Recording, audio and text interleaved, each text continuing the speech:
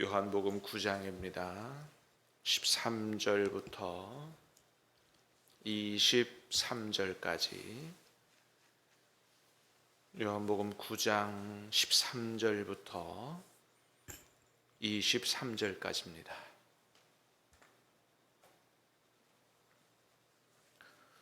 그들이 전에 맹인되었던 사람을 데리고 바리새인들에게 갔더라.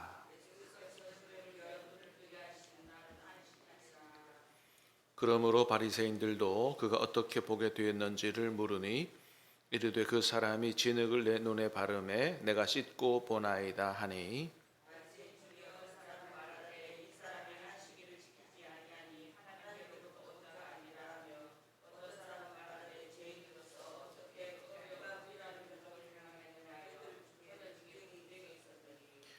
이에 맹인되었던 자에게 다시 묻되 그 사람이 내 눈을 뜨게 하였으니 너는 그를 어떠한 사람이라 하느냐 대답하되 선지자니이다 하니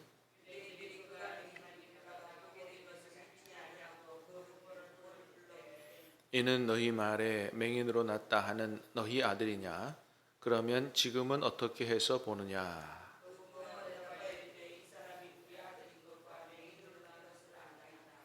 그러나 지금 어떻게 해서 보는지 또는 누가 그 눈을 뜨게 하였는지 우리는 알지 못하나이다. 그에게 물어보소서. 그가 장성하였으니 자기 일을 말하리이다.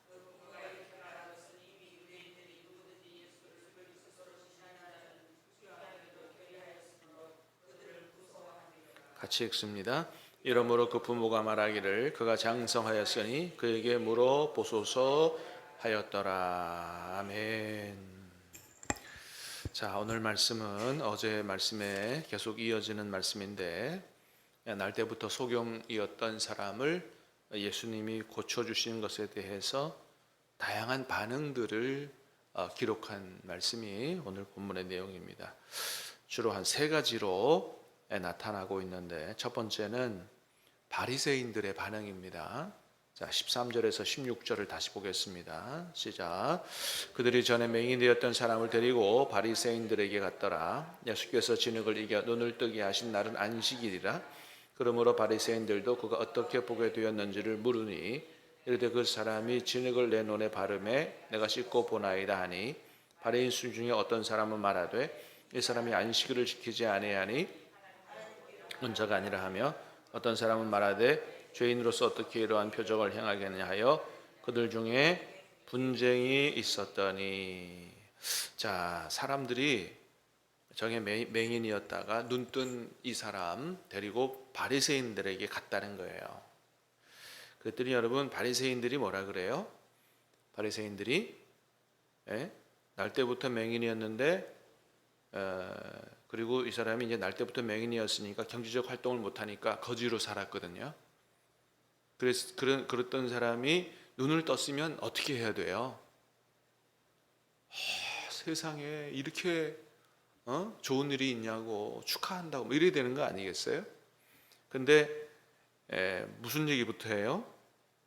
네가 눈 뜬 날이 안식일이니까 네가 눈뜨게 한 예수라는 사람은 하나님께로부터 온 자가 아니다. 이런 얘기를 하고 있다는 거예요.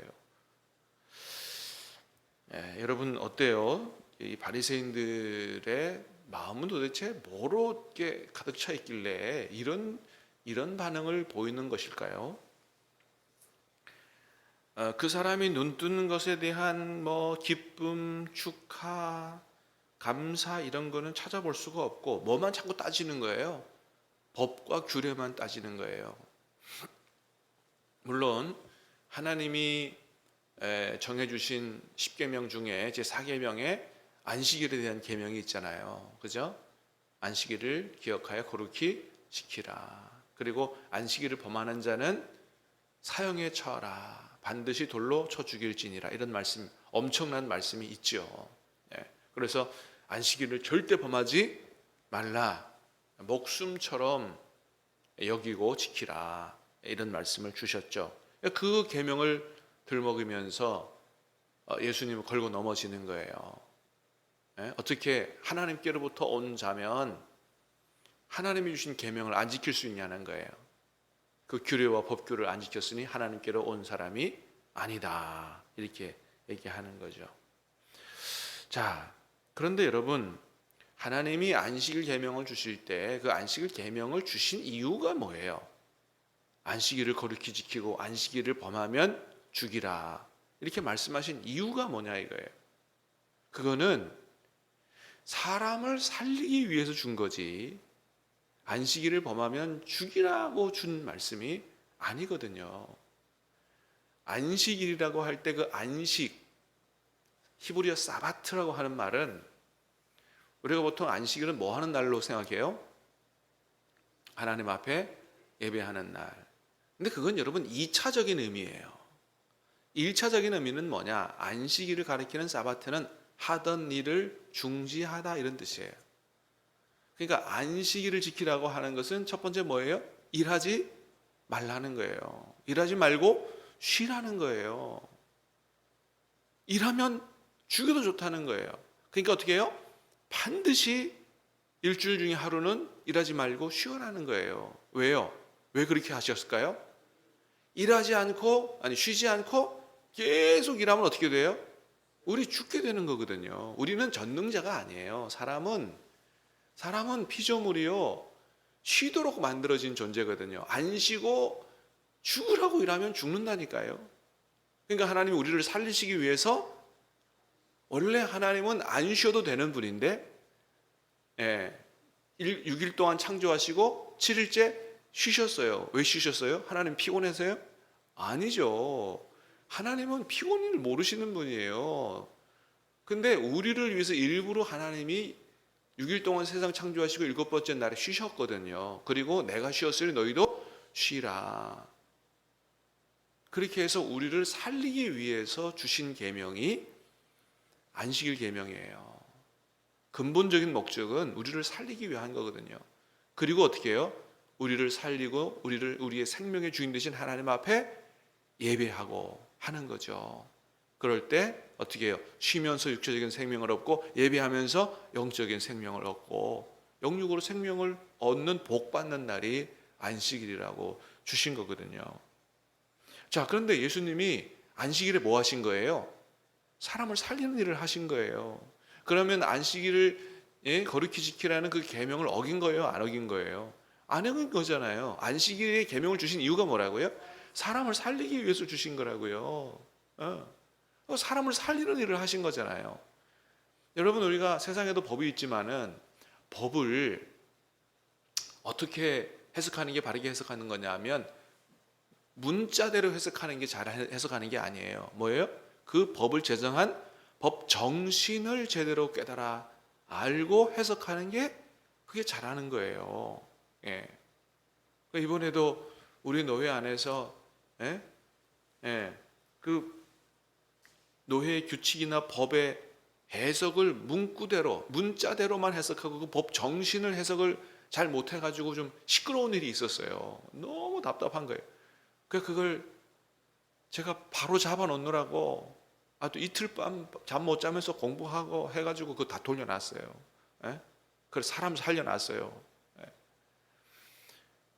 하여튼 그렇게 되면 굉장히 문제가 생기는 거거든요.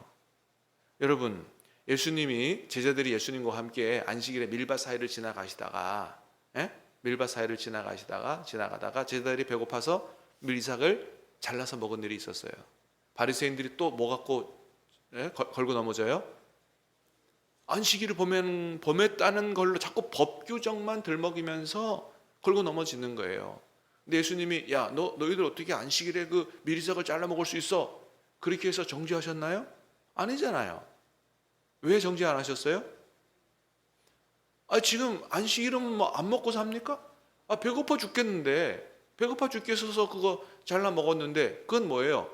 살기 위해서 한 거거든요. 그건 하나님께서 안식일을 준 계명의 법 정신에 맞는 일이에요. 여러분, 우리가 그럼 주일을 거룩히 지킨다 그래가지고 일을 하지 말고 그러면 밥도 짓지 말고 다 꼬고 굶고 있어야 돼요? 식당에서 밥 하시는 분들 다 죄 짓는 거예요? 이렇게 하면 안 되는 거거든요. 그렇습니다. 사람을 살리는 일이기 때문에 범죄한 일이 아니다. 자, 하나님의 하시는 일의 근본적인 목적이 뭐냐? 하나님이 여러 가지 일을 하시는데 그 근본적인 목적은 뭐예요? 사람을 살리고 세우기 위해서 하시는 일이에요. 여러분, 하나님은 사람을 살리기 위해서 어떤 일까지 하셨어요? 하나님의 아들 독생자를 이 땅에 보내 십자가에 죽이게 하는 것까지 하시면서 사람을 살리기를 원하셨거든요. 그렇습니다. 여러분, 그래서 이런 은혜를 받은, 이런 하나님을 섬기는 그리스도인들은 법과 규정을 따지기 전에 뭘 먼저 생각할 수 있어야 돼요? 그것이 사람을 살리는 것이냐, 사람을 살리고 세우는 것이냐, 그것을 잘 생각할 수 있어야 한다라고 하는 겁니다. 예? 예. 여러분, 뭐 예를 들어서 이렇게 어떤 아이가 강물에 빠졌어요. 강물에 빠졌어요. 근데 요 라인을 넘어가면 위험하니까 넘어가지 마시오 해가지고 빨간 띠를 쳐놨다고 하십시다.